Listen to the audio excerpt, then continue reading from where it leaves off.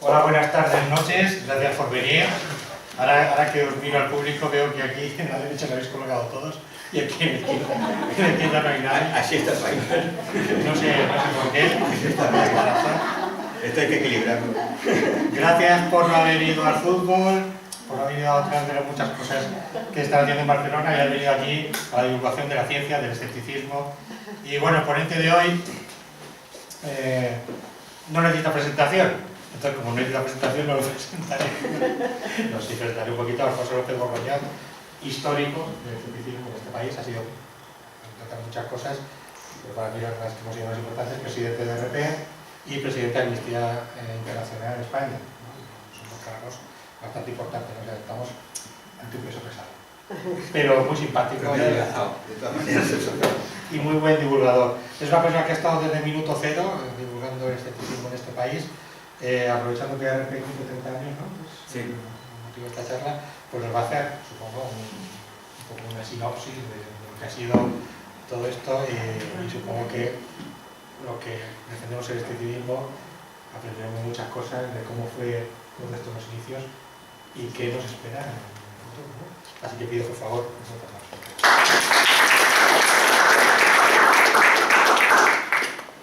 la verdad es que, bueno, siempre viendo al respecto, creo que la charla no será muy larga, porque en realidad es una charla que tiene que ver con ARP, Sociedad para el Avance del Pensamiento Crítico.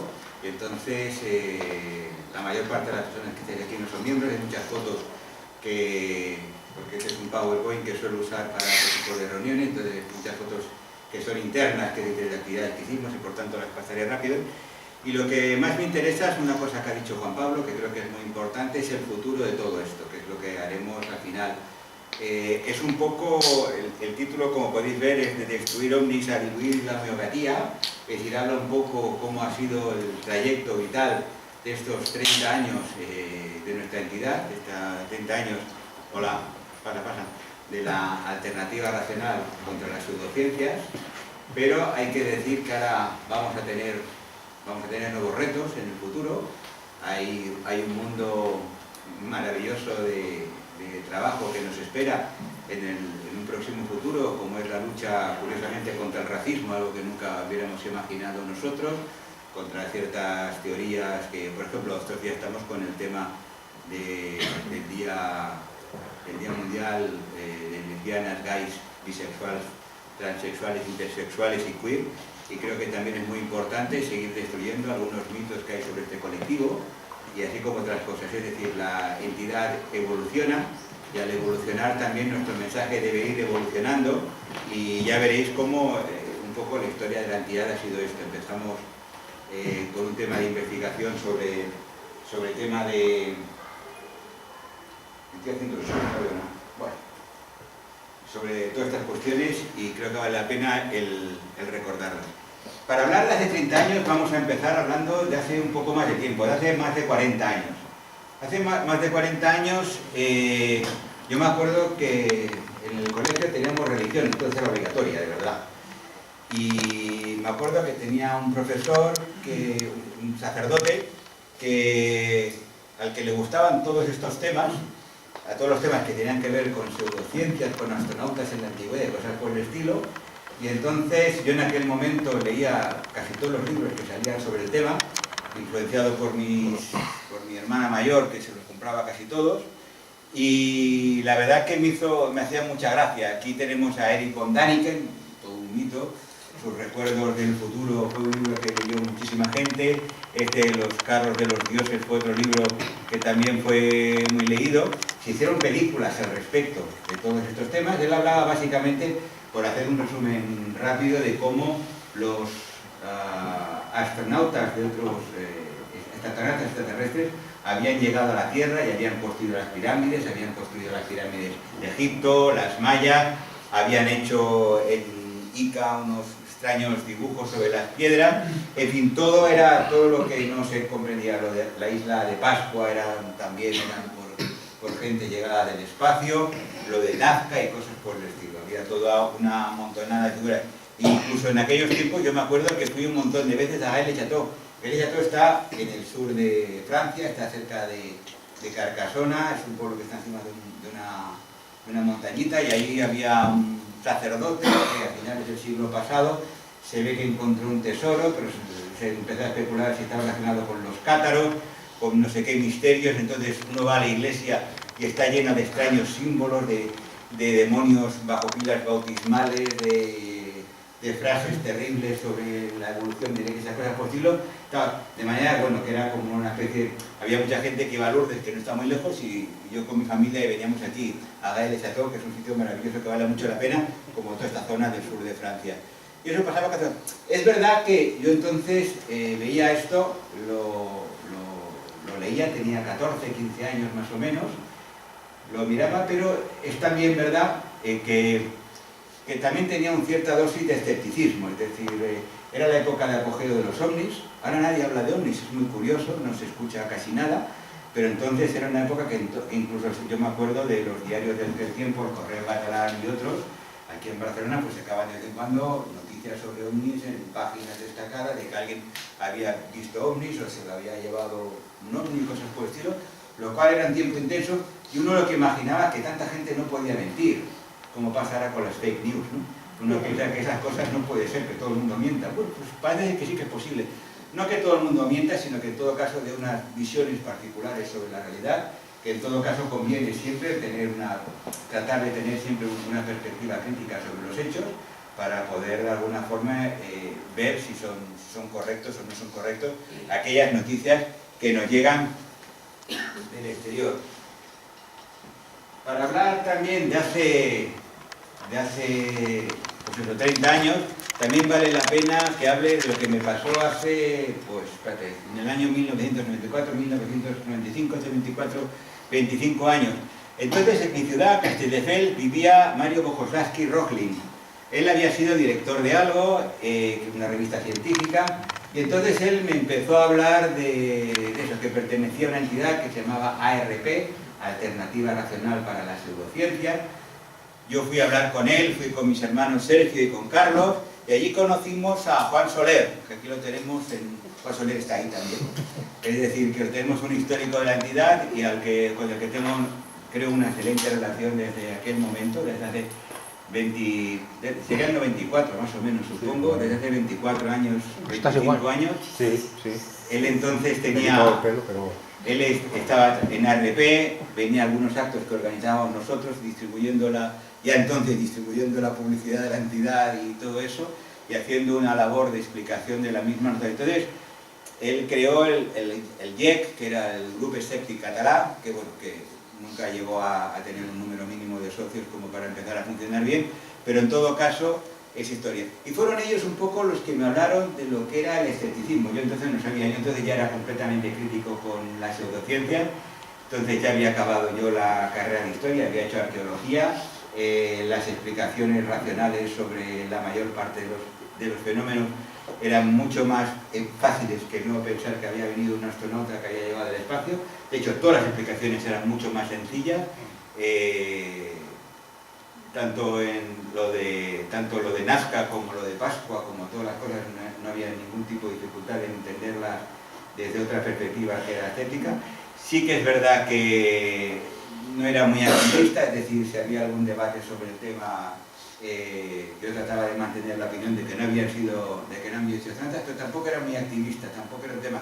Y bueno, tanto Mario como Juan de alguna forma, a mí y a mis hermanos, nos hicieron que fuéramos especialmente activistas. Entonces vinieron por la ciudad, lo que entonces era la cúpula directiva en aquel momento de RP, una parte importante de la cúpula directiva, en este caso es Miguel Ángel Sabadell, un astrofísico, Javier Armentia, que era astrofísico y director del Planetario de Pamplona, y Carlos Tellería, que es físico y que trabajaba en la universidad o la Diputación de Zaragoza. No sí, tenía varios trabajos, sí, no paraba.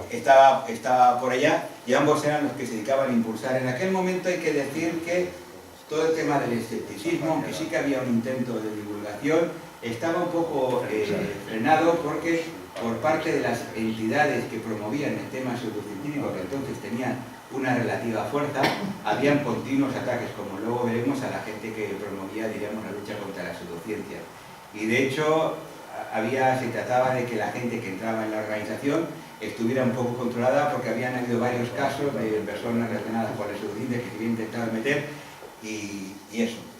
Y entonces aquí tenemos eso, lo que sería esta visión con estos compañeros, que entonces afortunadamente aún continúan estando, y ellos me hablaron de otra entidad, de una entidad estadounidense, de la que más o menos tiene que ver nuestra entidad, en el sentido de que en primer lugar fue en Estados Unidos donde surgió una entidad, igual hubo en otras partes del mundo, pero yo no lo conozco, donde hubo una organización que en este caso era el SAICO, que era una entidad que se dedicaba a estudiar todo el tema de los fenómenos pseudocientíficos. Tenía un montón de gente muy ilustre entre ellos, como James Randi, Philip Clark y el mismo Paul Kurz, que fue el presidente durante muchísimos años de esta entidad, y que de alguna forma trataban de apoyar desde Estados Unidos a otras entidades escépticas que surgían por otras partes. La entidad norteamericana es del año 76. Ya muchísimo antes, evidentemente, había habido muchísima gente en Estados Unidos y en todo el mundo que había hecho una lucha contra la pseudociencia. Está el famoso caso de Houdini en Estados Unidos, que se dedicó toda su vida a perseguir a curanderos, a magos, a hechiceros, un poco tratando de poner sus mentiras al descubierto. Me acuerdo ahora, no se me ha ido el nombre de la cabeza, un sacerdote mexicano que también tenía un libro espectacular en que también desmontaba todos esos libros, todos esos mitos y teorías pseudocientíficas, pero de alguna forma, de forma organizada, como organización, diríamos que con una cierta influencia global y con un presupuesto relativamente alto, estaba el SAICO, que posteriormente se pasó a llamarse, se fundó en el 76 y en el 96 pasó a llamarse ECSI. Y aquí tenemos a dos de los protagonistas de los primeros momentos de la entidad. Este es Félix Ares, era profesor de la Facultad de Donosti de Informática, y el otro es Luis Alfonso Gámez, es periodista. Pero Luis Alfonso Gámez empezó en todo esto ambos empezaron en los años 70, ambos empezaron trabajando sobre todo desde una perspectiva ufológica, ambos creían en los ovnis, pero ambos no se creían la mayor parte de las cosas que les decían sobre los ovnis. Ambos eran ufólogos, de alguna forma, y recibían noticias de estos avistamientos de ovnis y recibían noticias de gente que los había visto, de fotos, pero no hacían como yo, que yo no me lo creía directamente, sino que ellos intentaban hacer un trabajo de investigación serio para ir desmontando pieza por pieza de eso. Estamos hablando de finales de los 70 y de principios de los 80. Es decir, tenemos el caso de que Luis Alfonso Gámez se puso en contacto con Vicente Ballester Olmos, un ufólogo de Valencia que continúa haciéndolo. Empezaron a publicar ellos el resultado de sus investigaciones, él se puso en contacto con Félix Ares, empezaron a publicar los resultados de sus investigaciones en revistas como Cuaderno de Ufología. Cuaderno de Ufología a principios de los años 80 era una de las revistas más serias que había sobre ese tema. No era una revista, diríamos, era de ufólogos, era de gente que creía en los ovnis, pero por lo menos admitía investigaciones, diríamos, que rompieran con todo este tema de los ovnis. Pero llegó un momento en que para ellos, diríamos, perdón, ¿qué pasa ahora? Ya sabéis cómo acaba la cosa. Empezaron a juntarse por el País Vasco, porque Luis Alfonso Gámez era de Bilbao, empezaron a juntarse ellos y después de una comida que hicieron con un grupo de amigos, se dirigieron todos a la oficina de la agencia EFE, allí en Vitoria. Estamos hablando del año 85, a principios del año 85, y la agencia EFE distribuyó esta noticia de investigadores de ovnis denuncian la comercialización del fenómeno y su uso comercial, etcétera, etcétera, etcétera. Entonces, bueno, el colectivo, que está formado por unas 20 personas de las 3 provincias vascas, el tema ovni está utilizado y comercializado para pedir unos pocos y en detrimento de la formación cultural del público. Pero esto les seguía sin satisfacer, porque ellos eran, diríamos, estaban aún mucho más allá de estos temas. Y entonces el siguiente paso fue crear una entidad que, bueno, el nombre se le ocurrió a Félix Ares, Alternativa Racional para la Investigación del Fenómeno OVNI, cuyas siglas son ARIFO. ARIFO nunca estuvo registrada, pero sí que hizo fanzines, hizo algunas revistillas con diferentes máquinas de escribir y con tipografías variadas, y hizo un boletín número 0 en el cual, bueno, de alguna forma, ya cuando hablaban de alternativa racional para la investigación de fenómenos ovni era porque ya eran decididamente no creyentes en el fenómeno ovni, pero creían que tenían que ir en contra de este fenómeno porque creían que en aquel momento tenía un exceso de reconocimiento social y que valía la pena presentar, diríamos, una alternativa a todo lo que se estaba diciendo desde una perspectiva científica, desde una perspectiva crítica, para que la gente no se confundiera y creyera, diríamos, y tuvieran otras versiones sobre la realidad. La entidad continuó evolucionando, este grupo de amigos continuó funcionando, y entonces en el mes de octubre del año 1986 firmaron el acta fundacional, que aquí veis una serie de personas que eran del País Vasco, fundaron el acta fundacional de la entidad, de lo que entonces era Alternativa Racional a la Pseudociencia. El nombre surgió por varias razones, y eso es muy curioso. Por un lado porque ellos empezaron desde la perspectiva ufológica, pero viendo las revistas de los norteamericanos, se dieron cuenta que el campo de las pseudociencias era muchísimo más amplio. Esta es Skeptical Inquirer, que es la revista que editan en Estados Unidos. Se dieron cuenta que el campo de las pseudociencias era muchísimo más amplio y que, por lo tanto, tal como declara en una de sus publicaciones Luis Alfonso Gámez, ellos querían ser la parte, diríamos, de investigación del tema OVNI, quería ser, diríamos, una parte de un trabajo más global que debía ser alternativa racional a las pseudociencias. Es decir, él pensaba en principio que iba a continuar trabajando solo en el fenómeno OVNI, pero quería estar englobado por una entidad mucho más grande que se dedicara a la lucha contra las pseudociencias. Entonces, mirando, como no se les ocurría ningún nombre, o sea, el nombre de la alternativa racional para las pseudociencias ahora parece muy obvio, pero a ellos no se les ocurría ningún nombre, se ve que lo sacaron de una entidad de Colorado, en Estados Unidos, que también se llamaba así, se llama Colorado Racional Alternativa a las Pseudociencias, RAP, algo por el estilo, y entonces lo sacaron de ahí, y entonces, bueno, pusieron el nombre de Alternativa Racional para las Pseudociencias.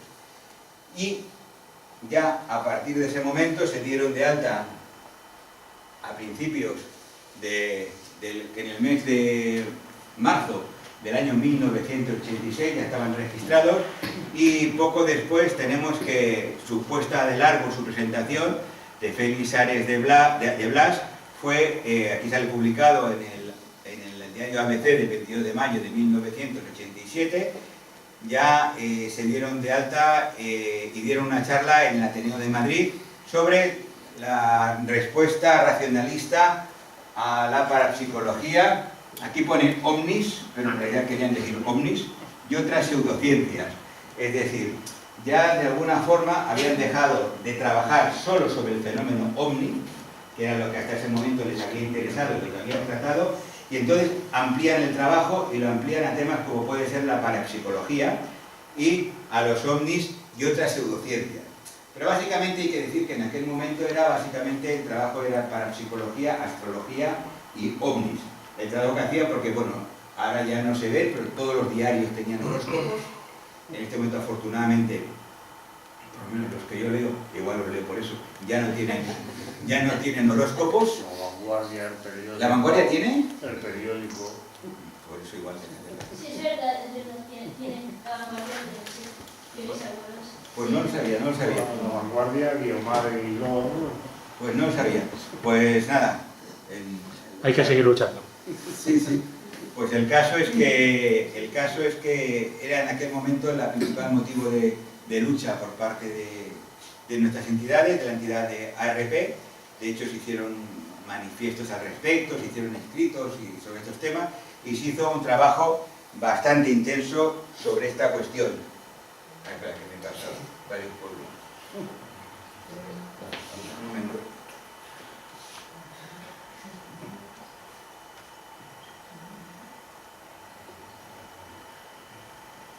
Entonces, el título, la revista aquella que se llamaba Arifor, se cambió por La Alternativa Racional. La razón que Gámez comenta era porque querían evitar que Alternativa Racional al fenómeno OVNI era muy largo, y la Alternativa Racional solo ya con eso ya tenían espacio para la parte de arriba y les quedaba, digamos, mucho mejor. Esta es bueno, una muestra de esta revista de LAR. Posteriormente se iban publicando, había otras publicaciones, por ejemplo, el investigador escéptico, que también salía, ARP, boletín informativo, es decir, se iban sacando diferentes publicaciones para los socios de la entidad, que en aquel momento debían ser unos 200 en toda España. Estamos hablando en este caso del año 93, y de alguna manera se iba trabajando siempre sobre todo ese tipo de cuestiones, y se iban poniendo siempre ciertos temas que, bueno, que parecían de interés para nosotros.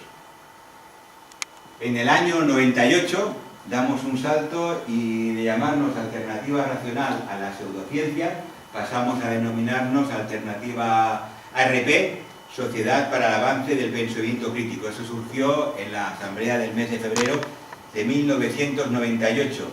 A partir de ahí publicamos una revista que ahora ya, en este mes de junio, la revista es de junio de 1998, ya en este momento está cumpliendo 20 años de vida de esta revista.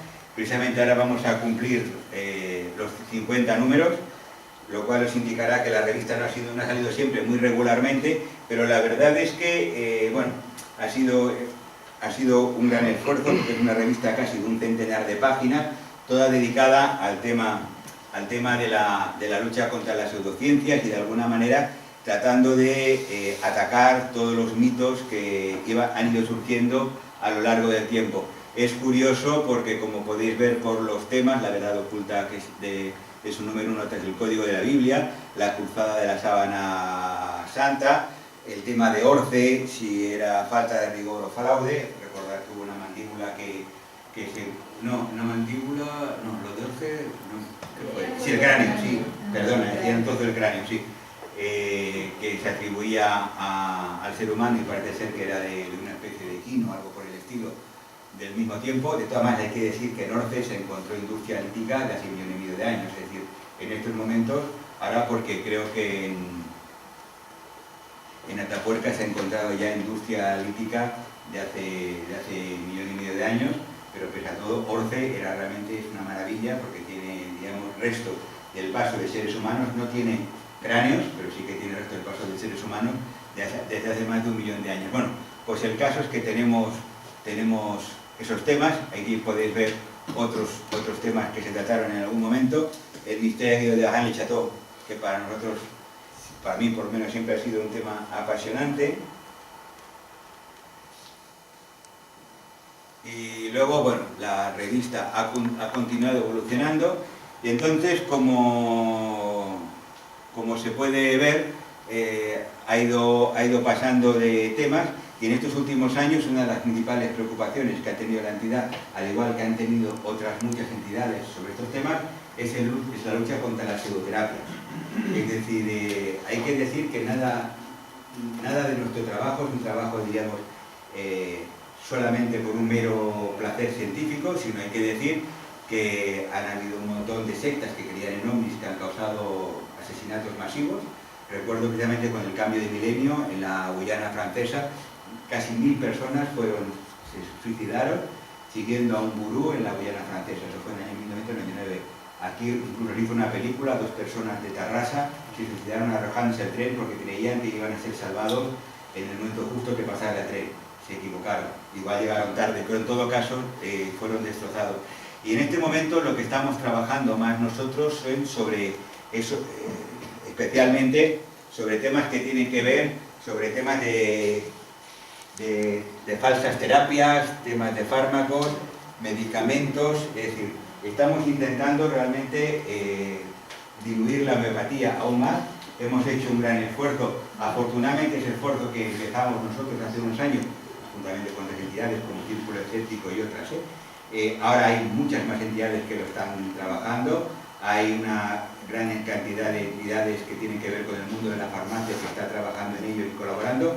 Es verdad que no siempre los colegios oficiales de farmacéuticos o los colegios oficiales de médicos han hecho en el pasado los deberes de forma apropiada, pero poco a poco, y ni siquiera la universidad, pero poco a poco es verdad que la ola va llegando y poco a poco hay que decir que tanto los colegios oficiales de médicos como los colegios de farmacéuticos como la propia universidad está desterrando completamente muchos de los estudios que no están basados, diríamos, en pruebas de eficacia de las terapias que están realizando. Ya digo, aunque no somos nosotros, evidentemente, los que hemos conseguido, eso ha sido un trabajo que ha llevado mucho esfuerzo desde hace muchos años. No recuerdo ahora, fue durante el tripartito, se querían poner en los años, sería el 2006 o 2007, no me acuerdo ahora, aquí en Cataluña se querían darle, digamos, una carta de uso por parte de la sanidad pública de algunas terapias cuya eficacia no está reconocida. Me acuerdo que fue en tiempos de que estaba como consellera de Sanidad Marina Geli, que es médico, y que se quiso dar carta en la medicina pública de una serie de terapias que hacen un trabajo bastante grande a algunas personas para, en base a una documentación científica, tratar de demostrar que las terapias que en aquel momento se trataban de implementar aquí en Cataluña, las mismas no tenían ninguna validez científica y habían estudios que así lo demostraban. Y bueno, esto ha sido un poco ese avance de la entidad. Luego nada, hemos tenido también diversos, además de papel, tenemos el Escéptico Digital, que es una revista que difundimos por correo electrónico. Aquí tenemos cómo ha ido pasando la revista con el paso del tiempo. Este es el último número. Y hablando antes de los riesgos, uno de los problemas que hemos tenido a lo largo del tiempo es que muchas de estas personas que de alguna forma se están lucrando con muchísimo dinero el tema de las pseudociencias. Es decir, no es una cosa que toda la gente de RP, de alguna forma somos voluntarios, estamos con la entidad, nadie se lucra, todos tenemos un trabajo diferente, pero sí que es verdad que en el mundo de las pseudociencias ha habido muchísima gente que está lucrando con ellas. Ya no hablo solo de los curanderos, evidentemente, ni de otros, ni la gente que tira el tarot, ni la gente que hace horóscopos, ni nada por el estilo. También podemos hablar de gente que de alguna forma recomienda en sus consultas medicinas que ellos saben que esas terapias no están avaladas científicamente y que no hay ninguna prueba de que su uso mejore la sanidad de la gente. Pero más allá de ahí, también tenemos gente que de alguna forma está dando, diríamos, consejos sobre temas de consumo que son completamente falsos y que no tienen ninguna relación con la realidad sobre qué es bueno consumir o qué no es bueno consumir. Cuando uno hace un poco de crítica de estas personas críticas, se da cuenta que detrás no hay nada y lo que puede haber son otros intereses. El problema es que muchas veces cuando hemos denunciado esas cosas, los compañeros hemos tenido problemas, algunos compañeros tienen problemas. Por ejemplo, el caso de que un juez amparó el honor de Juan José Benítez, el escritor, creo que es navarro, porque Luis Alfonso Gámez le había llamado estafador. Estafador es acusar de un delito. Entonces, evidentemente, en su libro mentía, pero acusar de un delito a alguien si no lo llevas a tal, el juez consideró que había ido contra el honor y creo que le obligó a pagar una multa de 6.000 euros, una cantidad por el estilo. Ahora tenemos el caso de otro compañero de la entidad, bueno, no diré el nombre porque no quiere que sepa, pero que también ha tenido problemas judiciales porque también en algún caso empleó, al hacer alguna denuncia, una palabra inapropiada.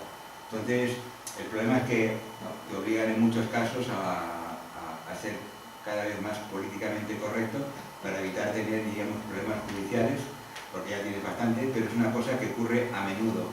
En Europa tenemos muchos casos y en el mundo de personas que están siendo denunciadas y atacadas, digamos, por parte de estos colectivos para intentar silenciarlas. Pasa en Inglaterra, pasa en Alemania, pasa en Estados Unidos. Recuerdo el caso de Jim Bradley, por ejemplo, que estaba en una entidad del SAICO que antes hemos visto, se salió del SAICO precisamente porque él tenía bastante dinero para, diríamos, para defenderse de todos los pleitos judiciales, pero no quería que en ningún caso quedara manchada la entidad en la que él estaba como referencia. Pues este es un caso normal, pero no solamente eso, sino que además las ofensas ad hominem han sido constantes, es decir, en revistas como Más Allá y similares, el hacer, diríamos, insultar directamente y acusar, diríamos, a la gente que lideraba el ataque a las pseudociencias ha sido constante. Aquí tenemos a una montonada de compañeros de la entidad, bueno, que en un momento dado, por parte de dos autores, publicaron un libro insultándolos, en este caso está Gámez, Ares, Armentia, Frías, ¿ese es Baz, el del medio? Juan, ¿es Mauricio, este del medio? Mauricio. Sí, es el Mauricio, sí. Sabadell, es decir, tenemos aquí una serie de gente que ha estado luchando contra el tema y tal. Entonces, bueno, muchas veces uno lo que puede encontrar es eso. Y la verdad que es poco agradable el encontrarte en libros, folletos, revistas, con una crítica constante. Hemos tenido la suerte siempre de contar con el apoyo de gente muy grande en nuestras acciones, es decir, más allá de otro tipo de cuestiones, aquí son miembros de la entidad en este momento, gente como Fernando Sabater, como Victoria Camps y otras muchísimas personas que de alguna forma desde los años 90 como mínimo nos están dando su apoyo. Nos da su apoyo, por ejemplo, un filósofo como Mario Bunge, argentino. Él está en la Universidad de Montreal, este mucho emérito, debe cumplir el año que viene 100 años ya, seguramente el autor en castellano más citado de toda la historia, y bueno, es miembro de la entidad desde hace muchísimos años, ha participado en muchísimos actos, y tenemos, diríamos, a mucha más gente que nos ha dado su apoyo desde siempre. Aquí tenemos a Joan Oró, que también participó en una de nuestras actividades. En esta actividad precisamente que tenemos aquí, que fue en el año 2000, participó Ayala. Francisco Ayala es un biólogo que estos días ha sido puesto era un muy relevante evolucionista, una persona que era una referencia en el campo de la biología evolutiva, y en estos momentos, bueno, ha sufrido una serie de denuncias que parece ser no, que son ciertas. 4 mujeres la han denunciado por acoso sexual. La universidad le ha retirado todos los cargos a Francisco José Ayala, que debe tener en ese momento, debe ser también muy mayor, debe tener cerca de 80 años.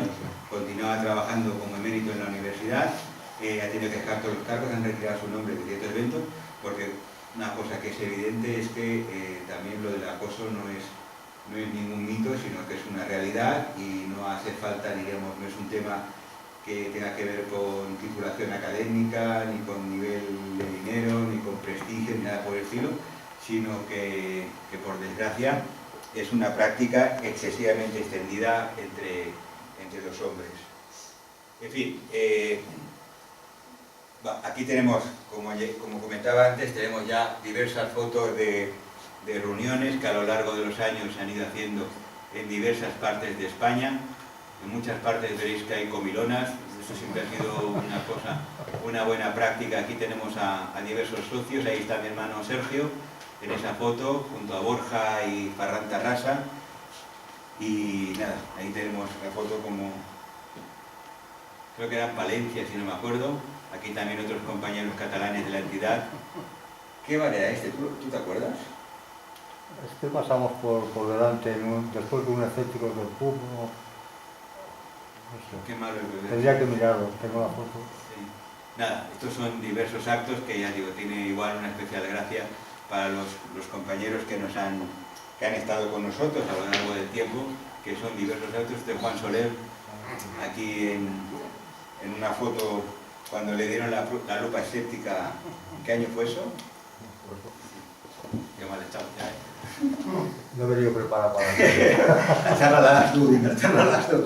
Esto fue en Argentina, se organizó un congreso internacional de escepticismo al que fuimos representados por Juan y por mi hermano Sergio. Aquí está con Joey Nickel, con Alejandro Borgo, argentino, también una figura del escepticismo argentino desde hace muchísimo tiempo. Hay una red a nivel mundial entre la gente que trabaja el tema del escepticismo para intercambiar información y para y para de alguna forma estar al día en lo que es el trabajo, compañeros nuestros como Eustoquio Molina, que es catedrático de paleontología de la Universidad de Zaragoza, con Javier Armentia, fueron también invitados a pensar. Hemos participado abundantemente en televisión, en esos programas que a nosotros nos horripilan un poco, pero que vamos igualmente, que son cuando ponen a dos personas que parecen con la misma cantidad de tiempo como si los dos dijeran lo mismo. Es decir, primero, yo respeto completamente el debate, que sepáis que eso no es un problema, pero el problema es que se otorga, diríamos, la misma credibilidad por parte de la televisión y por parte, en base a una falsa neutralidad, a lo que son teorías científicas que se pueden comprobar en revistas científicas y cosas por el estilo, a gente que dice cualquier cosa. Y no solo eso, sino que en general, en este programa no tanto, aunque en el programa de Punset se colaron muchos contenidos pseudocientíficos a lo largo de los años,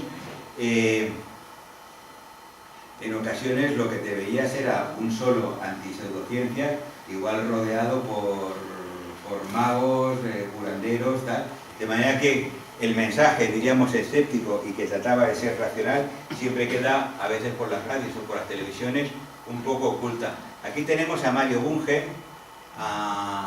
cuando vino aquí, estuvo en Castelldefels también, en unas jornadas sobre el progreso científico, a Manuel Moreno Lupiáñez, que es catedrático, profesor de física en la Universidad Politécnica de Cataluña, en Vilanova.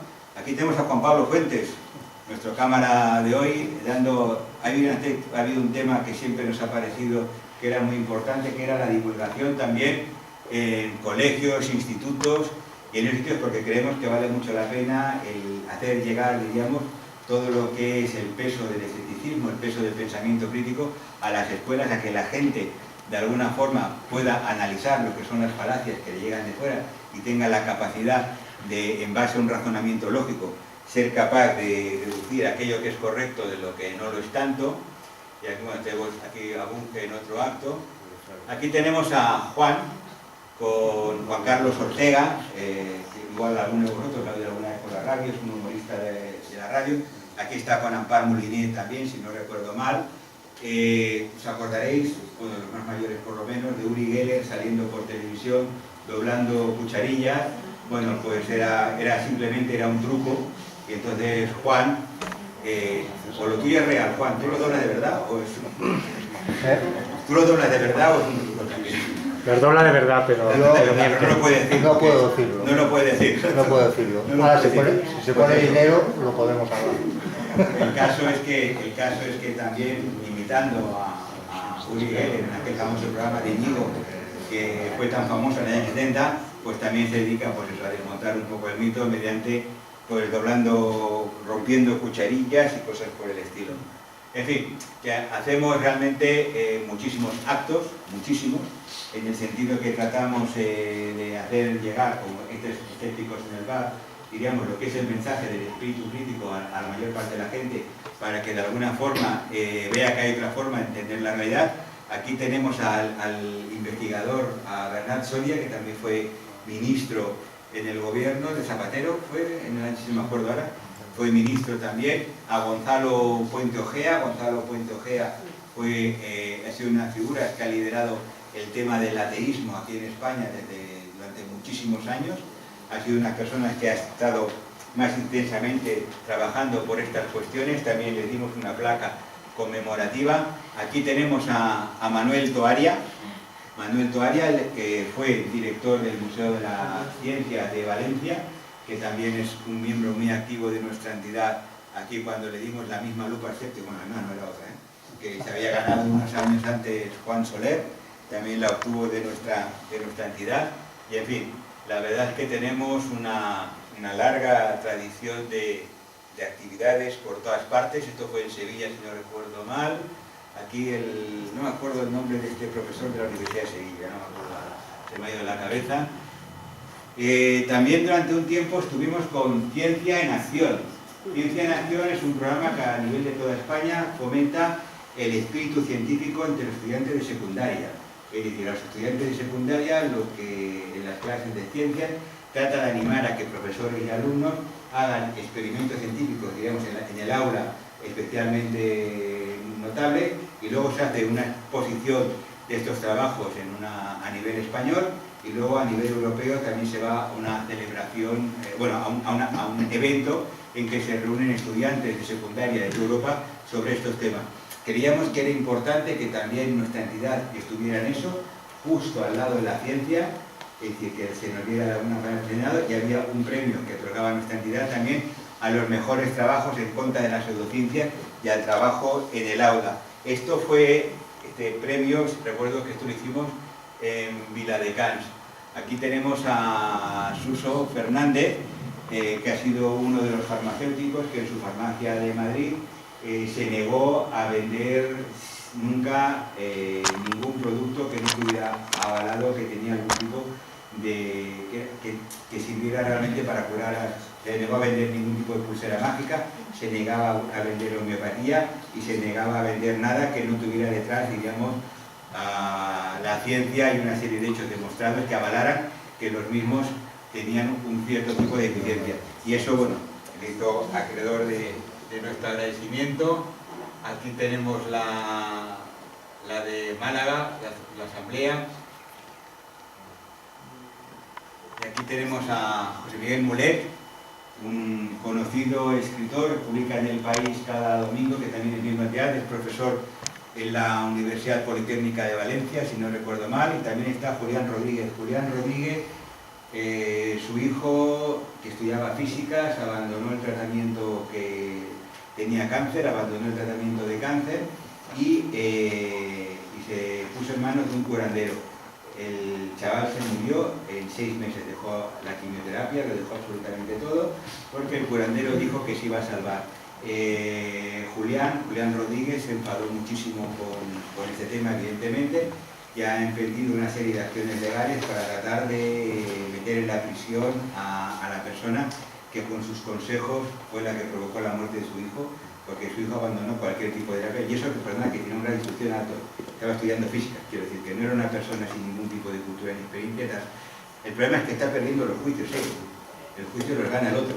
O sea, tiene un verdadero problema porque los jueces, es decir, simplemente, lo digo porque el negocio está muy cerrado, es decir, si yo te aconsejo a ti que dejes la quimioterapia y lo dejas, no es ningún... Si yo te digo, creo honradamente que tomes quimioterapia, es malo para tu salud, y tú me haces caso, eso no tiene ningún tipo de problema legal, por lo cual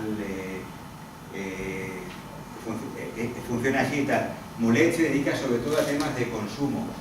Podéis leer de alguna forma, tiene un montón de libros sobre ese tipo de temas, sobre quitar el miedo a comer cualquier cosa y cosas por el estilo, y él explica de alguna forma, de una forma científica muy satisfactoria, diríamos, el porqué de tales cosas.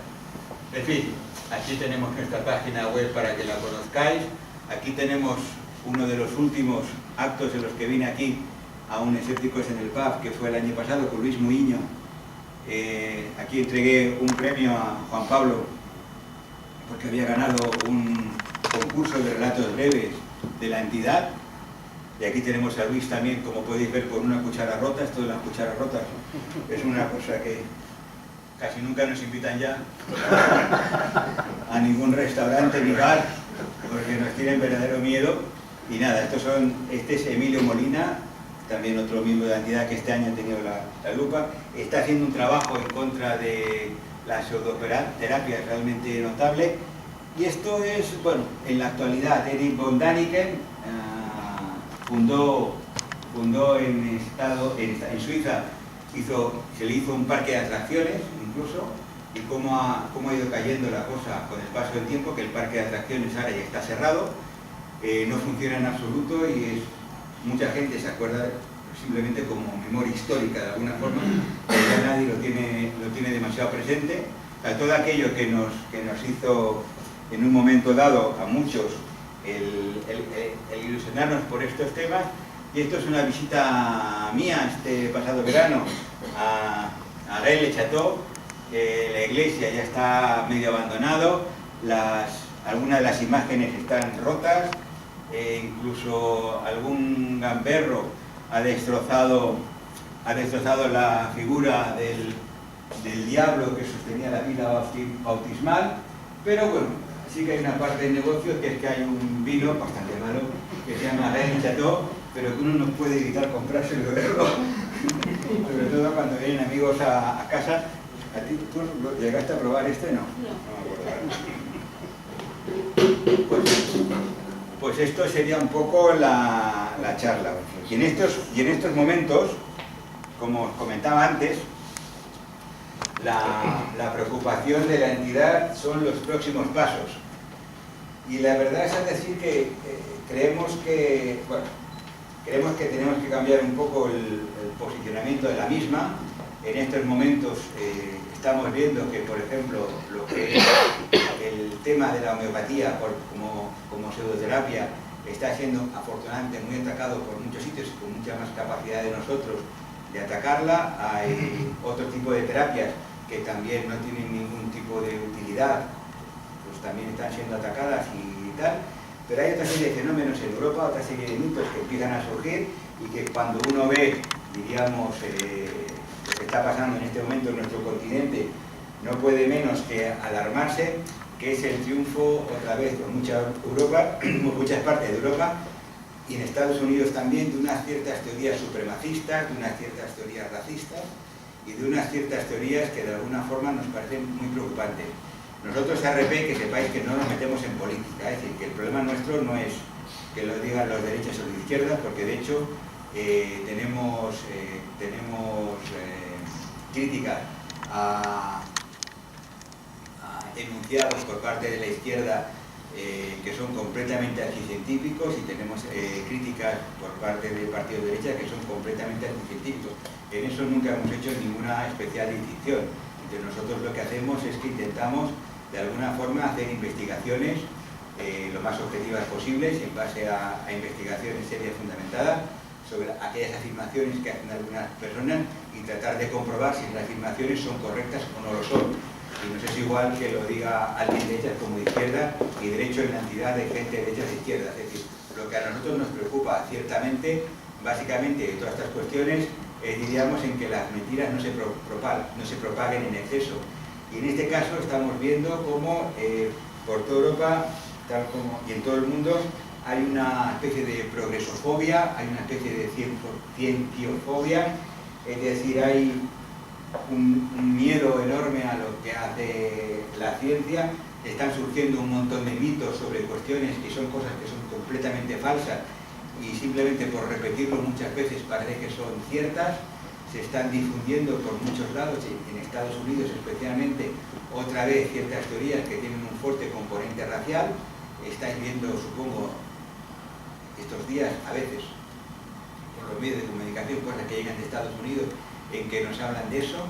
Detrás de muchos de los miedos de mucha de la población europea a muchas cosas, hay, digamos, muchos mitos que no son correctos y por parte de nuestra entidad creemos que ha llegado el momento de reciclarnos de nuevo y de dar un nuevo paso y de alguna forma luchar, diríamos, o trabajar, diríamos, en contra de todas estas cuestiones, es decir, de hacer ver a la gente cómo la emigración en sí no es mala, como el hecho de que llegue, no sé, pues que lleguen gente de fuera no implica absolutamente nada en casi ningún nivel, simplemente puede implicar que tengamos un mayor multiculturalismo, pero eso en sí no es negativo, y simplemente es ir de alguna forma tratando de que todos los mitos y todas las afirmaciones que no tienen nada que ver, digamos, con hechos que son objetivos, el decirlo.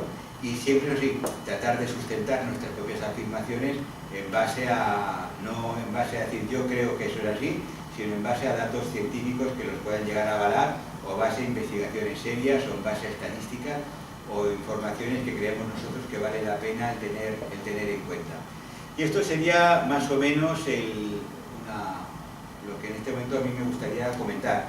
Es decir, y sí que me gustaría lanzaros a vosotros, ahora que estéis aquí, la pregunta de qué temas podéis creer vosotros de estas afirmaciones que oís a vuestro alrededor, que creéis que no son correctas, creéis que se debería actuar especialmente con especial fuerza. Lo he dicho varias veces, en este momento lo de las falsas noticias, lo de los fake news, es un tema aberrante. Estamos viendo como cada día se van reproduciendo las mismas por parte de todo el mundo sin ningún tipo de tal, y esto está llegando a confundir a muchísima gente seria sobre lo que es verdad y lo que no es verdad. No sé si tenéis al respecto algún tipo de idea, algún tipo de pensamiento al respecto, y quería bien saberlo. Dígame. Creo que una de las causas, digamos, indirectas de esta radicalización que se está produciendo la tenemos en las redes sociales y los ciberataques, que son la mayor herramienta de radicalización y de manipulación de masas, porque el ser humano, por naturaleza, lo que le gusta es oír lo que quiere oír. Y cuando uno se mete en una red social, en general, solo entra en grupos que piensan como él y no escucha a los demás, lo cual es, vamos, una eliminación total. Son textos cortos, por regla general, con frases, digamos, muy potentes, que ya leer el diario en papel, hay gente que lo hace, pero la mayor parte de la gente muchas veces ya básicamente es verdad que recibe toda la información por redes sociales, por medios sociales. Hay mucha gente que ve los blogs de personas y tal. Antes, de alguna forma, los diarios, aunque también mentían como bellacos, pero de alguna forma era una cosa un pelín más controlada, pero en este momento es verdad que las fuentes de información son centenares y puede parecer que la repetición de una mentira por 50 bocas diferentes es más cierta que algo que hizo una sola persona, pero que está basada en hechos. Porque en general la gente nunca ve aquello que de alguna forma justifica la afirmación que se está realizando. Habría que educar desde muy pequeños sobre el uso, digamos, racional, entre comillas, de estas herramientas. Yo me acuerdo que tenía un amigo, tenía un conocido, que era profesor en una universidad de Estocolmo. No me acuerdo cuál era ahora, pero era de informática. Estoy hablando del año 2001. En ese momento 2001, creo que era 2001. Y bueno, en ese momento los ordenadores y wifi e internet ya empezaba a ser mucho más dominio público. Internet era más antiguo, evidentemente, pero ya empezaba a ser. Y entonces, me acuerdo que en clase los profesores empezaron a permitir que los alumnos empezaran a usar ordenadores, pusieran conectarse a internet en clase y todo eso.